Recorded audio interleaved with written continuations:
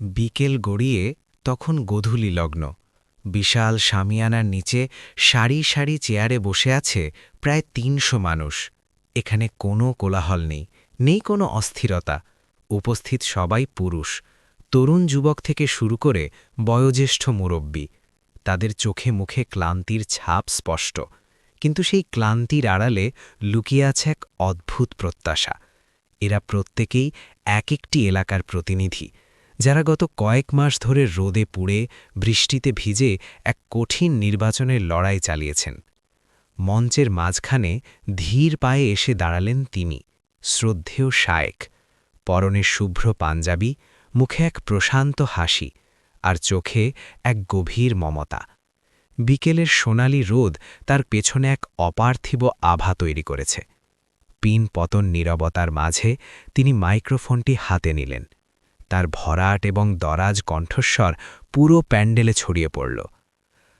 আসসালামু আলাইকুম ওয়ারাহমাতুল্লাহ। সর্বপ্রথম আমি ওই আল্লাহ তাআলার প্রশংসা করতেছি, যিনি সমস্ত আসমান এবং জমিনের মালিক। এই সমস্ত রাজত্ব তাহারই, আর তিনি যাকে ইচ্ছা করেন, যতটুকু ইচ্ছা করেন, তাকে এই রাজত্বের মালিক বানান। তার এই কথায় যেন উপস্থিত সবার হৃদয়ে এক শীতল বাতাস বয়ে গেল। মুহূর্তের মধ্যে সব ক্লান্তি উবে গিয়ে সেখানে জায়গা করে নিল এক গভীর আধ্যাত্মিক প্রশান্তি। শায়েক উপস্থিত জনতাদের দিকে তাকালেন, যেন তিনি প্রতিটি মানুষের মনের কথা পড়তে পারছেন। তিনি বলতে থাকলেন, প্রিয় বন্ধুরা আমার, আজ এক বিশেষ উদ্দেশ্যে আপনাদেরকে এখানে নিয়ে আসা। নির্বাচন পরবর্তী সময়ে আমার মনটা খুব চাচ্ছিল যে আমি আমাদের সকল নেতাকর্মীদেরকে এবং যারা আমাদেরকে ভোট দিয়েছেন ওই সমস্ত ভাইবোনদের বিশেষভাবে সম্বর্ধনা জানাই। এটা তো খুব কঠিন সবাইকে এক জায়গায় একত্রিত করা। তাই আমরা সিদ্ধান্ত নিলাম, আপনারা যারা তাদের প্রতিনিধি হয়েছিলেন, আপনাদের প্রত্যেককে নিয়ে এসে আপনাদের মাধ্যমে তাদের কাছে আমাদের বার্তা পৌঁছাই। শ্রোতাদের মধ্যে মৃদু গুঞ্জন উঠল। তারা অনুভব করলেন তারা কেবল কর্মী নন, তারা এক একজন বাহক। শায়েক কৃতজ্ঞতা প্রকাশ করলেন সেই সব মানুষের প্রতি যারা তাদের বিশ্বাস করেছিলেন।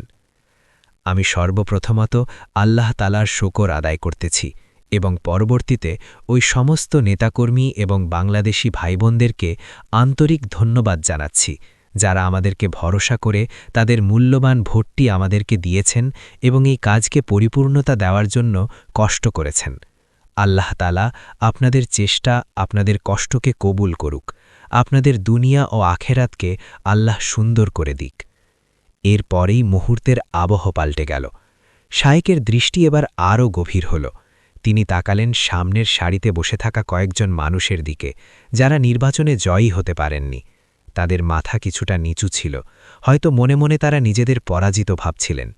শায়েক বললেন, এবং আমার সামনের বন্ধুরা যারা জনপ্রতিনিধি আছেন, আমরা সকলেই জানি যে আমাদের মধ্যে আমরা কেউ কেউ নির্বাচিত হয়েছি এবং কেউ কেউ নির্বাচিত হইনি। যারা নির্বাচিত হননি তাদের অনেকের মাঝে হয়তো কষ্ট থাকতে পারে। তিনি একটু থামলেন। পুরো সমাবেশ নিঃশ্বাস বন্ধ করে অপেক্ষা করছে। এরপর তিনি এমন এক জাদুকরী কথা বললেন যা উপস্থিত প্রত্যেকের মেরুদণ্ড সোজা করে দিল। কিন্তু বিশ্বাস করুন, আমরা যারা ইসলামের পক্ষ থেকে নির্বাচন করেছি, আমরা মূলত কেউই পরাজিত হইনি। আমরা প্রত্যেকেই বিজয় অর্জন করেছি। আলহামদুলিল্লাহ। মুসলমান কখনো পরাজিত হয় না, হয় সে গাজী হয়, না হয় সে শহীদ। এই কথাটি শোনার পর সামনের সারিতে মাথা নিচু করে বসে থাকা মানুষটির চোখ ভিজে উঠল। তিনি মাথা তুলে তাকালেন। শায়েক আবেগময় কণ্ঠে বলে চললেন, আর ইসলামে গাজীর থেকে শহীদের মর্যাদা অনেক অনেক বেশি। এ থেকেই স্পষ্ট বোঝা যায় আজকে আমাদের মাঝে যারা পরাজিত হয়েছেন তারা নির্বাচিত ব্যক্তিদের চাইতেও বেশি সম্মানিত। আজকে আমাদের যে অর্জন, তাতে সত্যিকার অর্থেই আপনাদের কোরবানি মূল ভূমিকা রেখেছে। তাই আপনাদের প্রতি আরও একবার কৃতজ্ঞতা জানাচ্ছি। মুহূর্তের মধ্যেই পুরো পরিবেশ বদলে গেল। যারা নিজেদের পরাজিত ভাবছিলেন তাদের বুকের ছাতি গর্বে ফুলে উঠল। বিকেলের শেষ আলোয় তাদের অশ্রুসজল চোখগুলো চিকচিক করে উঠল, যেন তারা কোনো যুদ্ধ ফেরত বীর। তারা বুঝতে পারলেন সংখ্যার বিচারে হারজিত হলেও আদর্শের লড়াইয়ে তারা সবাই বিজয়ী। শায়েকের বক্তব্য শেষ হল, কিন্তু সেই ৩০০ মানুষের মনে যে আশার প্রদীপ তিনি জ্বালিয়ে দিলেন তা যেন অনন্তকালের জন্য জ্বলতে থাকল।